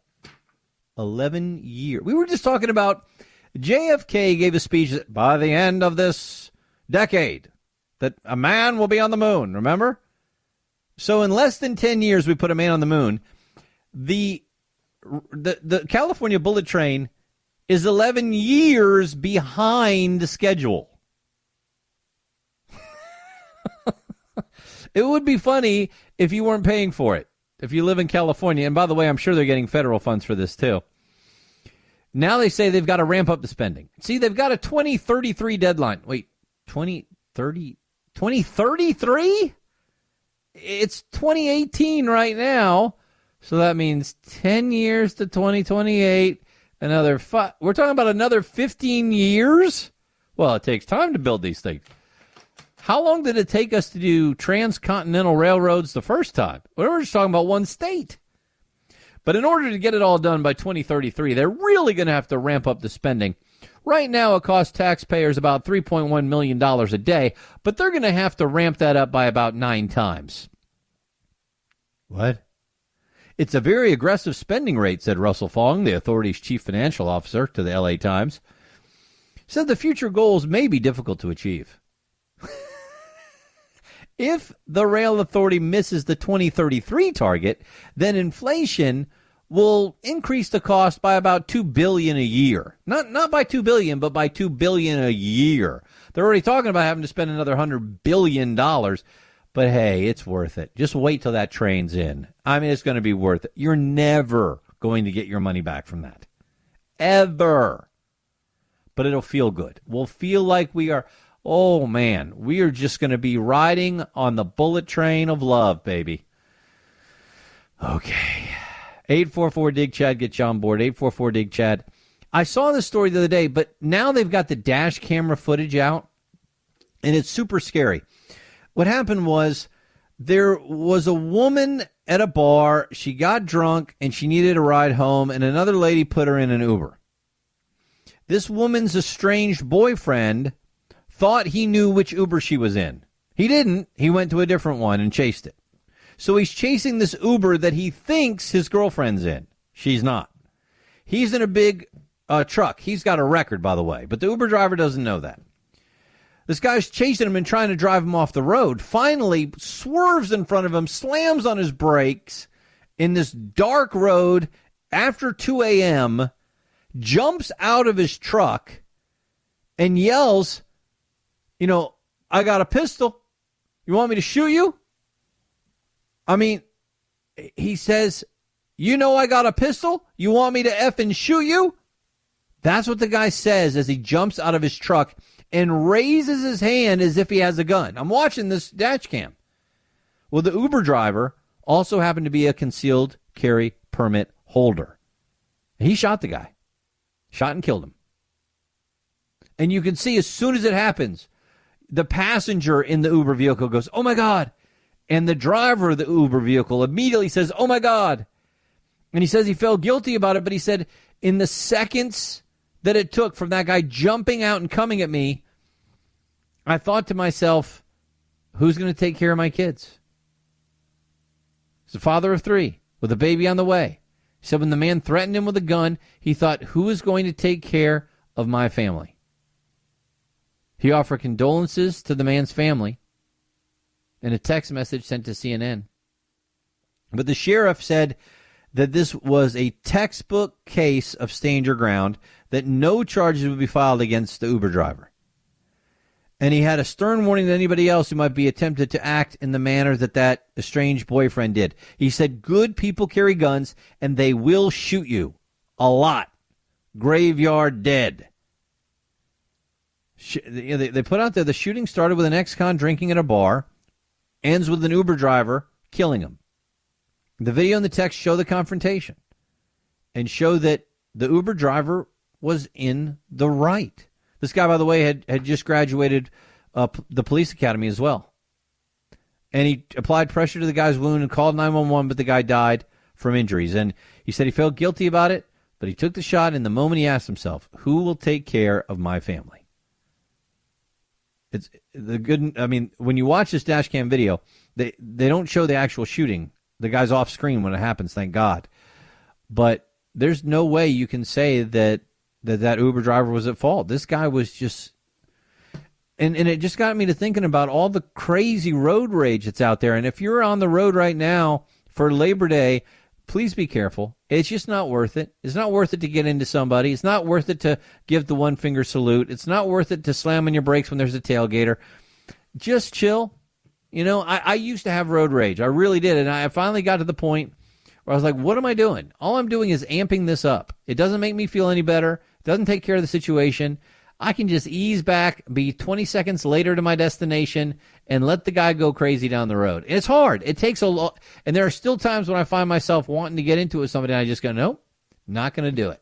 Because it's just not worth it. This poor Uber driver. See, the Uber. What do you mean the poor Uber driver? The other guy's dead. Yeah, but the Uber driver is going to have to live with this the rest of his life, that he killed someone, that he took a human life. And yes, he was in the right. He had to defend himself. He had to take care of himself being, number one, a human being, number two, a father of 3 children with a baby on the way. He had a wife to support. He's got to take care of his life. Sure, he's in the right. The sheriff cleared him. All of that. It doesn't change the fact that he's going to feel bad the rest of his life that he killed a man. He didn't want to. He wasn't planning on doing that. But this guy jumps out of the car, raises his hand at him. I can't see if he really had a gun or not. But he walked toward him and lifted his hand just like he had a gun. And said, you want me to effing shoot you? I'd shoot him too. Sad. Really sad. 844-DIG-CHAD gets you on board the program. 844-DIG-CHAD. Oh, how about this? The American Bar Association just did something that's really going to tick off the Democrats. Now, the American Bar Association is the left-leaning organization, and they have now released their evaluation of Supreme Court nominee Brett Kavanaugh. You ready? It's unanimous. Well qualified. Oh, no. Oh, no. The committee's objective is to provide impartial peer review evaluations of the professional qualifications of judicial nominees in order to assist the Senate Judiciary Committee in assessing whether such individuals should be confirmed by the Senate. Blah, blah, blah, blah, blah. and they put him well qualified, which is the highest score the ABA attaches to a nominee. This is not going to be good for the Democrats. They're already struggling to do something to stop the second Supreme Court justice nominee from President Trump. And now even the ABA gives them their highest evaluation. So what is Chuck Schumer going to do? What is Elizabeth Warren going to do? What is Bernie Sanders going to do? What are they going to do on the Democratic side of the Senate to stop a guy when they don't have the filibuster and the ABA just gave him its highest possible rating? Not good news if you're a Democrat. Not good news at all. 844-DIG-CHAD gets you on board the program. 844-DIG-CHAD. And some more bad news for the far lefties and the Democrat and the media, but I repeat myself. CNN has a story out tonight that says a Texas judge is saying he will likely kill the so-called Dreamers Act, the Deferred Action Act, but not yet. He said he's probably going to invalidate the Deferred Action for Childhood Arrivals program, but for now the program can continue, which makes absolutely no sense to me because the program was started without Congress by presidential executive order, which was going around the Constitution since that very legislation failed in Congress. And yet somehow this judge is saying, but another president can't stop it. That's not constitutional either. The good news is he says he believes DACA is likely illegal and ultimately will fail to survive a challenge before his court. But despite that, for now, I'm not going to issue a ruling that would immediately block it. Hey, what does he just not want to be the guy that does it? It doesn't make any sense. 3 federal judges have blocked the administration from ending DACA. These are the kind of things that make you understand why we need constitutional judges on the courts who actually believe that you rule on the law by the way the law was written, not by the way you want it to be or the way you think society wants it to be or what the World Court believes or what the EU thinks or what Jimmy Kimmel said on his show. You're supposed to rule on it as it was written. And if we don't like the law, then we elect people who change the law. And if we don't like the Constitution, then we change the Constitution. That's how the system is supposed to work. But instead, we have judges that want to write the law from the bench. That's why it's not about a liberal judge or a conservative judge. It's a liberal judge or a constitutional judge. The liberals think the Constitution is a living, breathing document. And they can just make it up as they go. Well, that's not what this republic was based upon. That turns the judges into an oligarchy and into the legislative branch, whichever way you want to say it. So, good. I'm glad that eventually he says it's not going to last because it's illegal. But I don't understand why we have to keep appealing it and how long it's going to take. 844-DIG-CHAD, get you on board. 844-DIG-CHAD. Wait till you hear what the French are doing with their new public urinals. This one will get you. Hang in. My name's Greg Knapp, in for Chad Benson on The Chad Benson Show.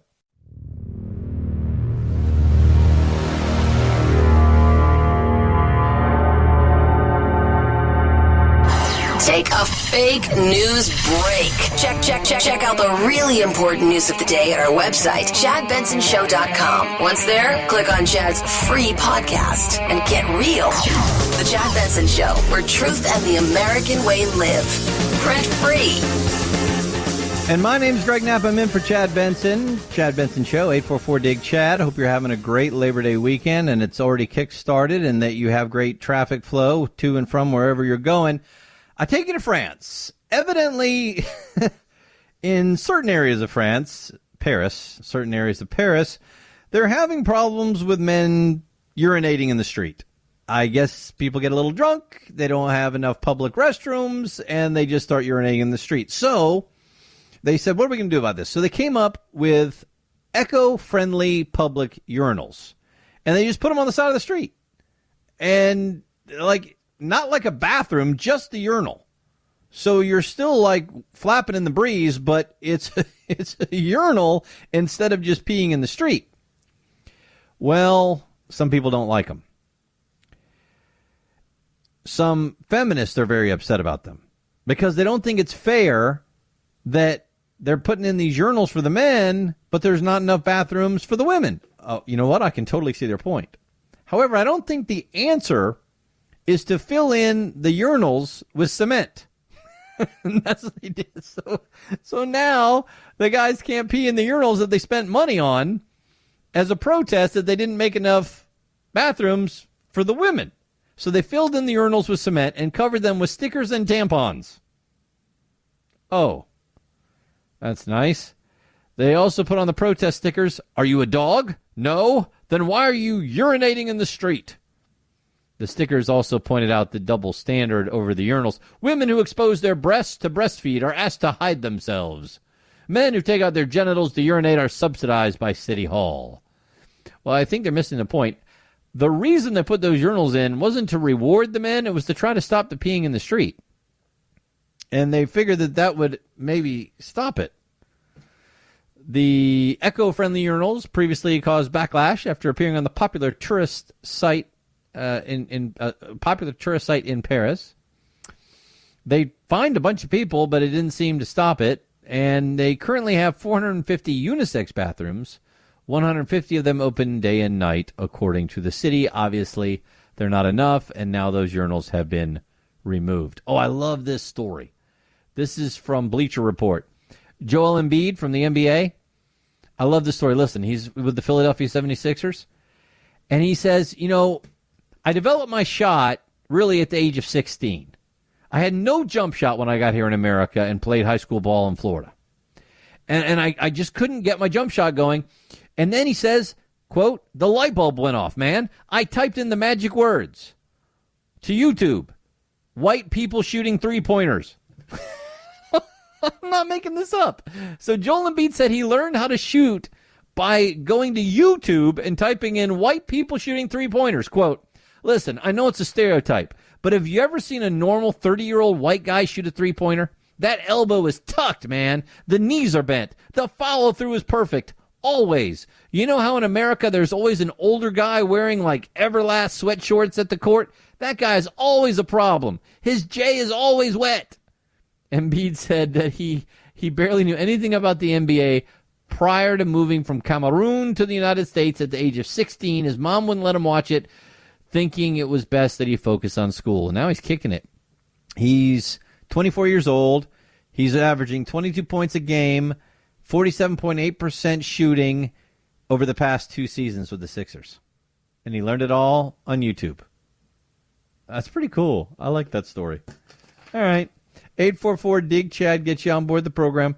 844-DIG-CHAD. I've got an update on the guy accused of stealing that teenagers Make America Great Again hat. Remember at the Whataburger in Texas? And the guy just grabs his hat and throws his drink in the kid's face and says, "You ain't supporting SN." And then he yells, "BA mother effer." And they're all just sitting there going, "Whatever, dude," but they're filming it. Well, a grand jury has now indicted that guy. He was arrested in July, and he's been indicted, charged with theft of person, could serve time in state jail if convicted. I'm really impressed that they arrested this guy, let alone that it led to an indictment. But they should have. I mean, you can't just steal people's hats and pour drinks in their face with no repercussions. But what should he get? Should he get jail time for that? If it's his first offense, community service? I mean, I understand that it was wrong, and and I'm glad that they're punishing him. I just don't want it to go too crazy the other direction. By the way, of course, the teenager got another Make America Great Again hat. This one signed by the president. And speaking of Labor Day weekend and lots of fun things to do, if you love roller coasters, check this out. A new roller coaster at Six Flags Great America in Gurnee, Illinois. 0 to 78 miles per hour in under 2 seconds. What? That's a roller coaster. 0 to 78 in under 2 seconds. It's got the world's highest double inversion, 175 feet above the ground. It's got a 60 mile per hour zero-G roll. You will feel weightless when you go through the roll. And 5 high-speed inversions. Oh, man, I'm going to this. That is awesome. Have a fantastic Labor Day weekend. Thanks for having me. Greg Knapp in for Chad Benson on The Chad Benson Show.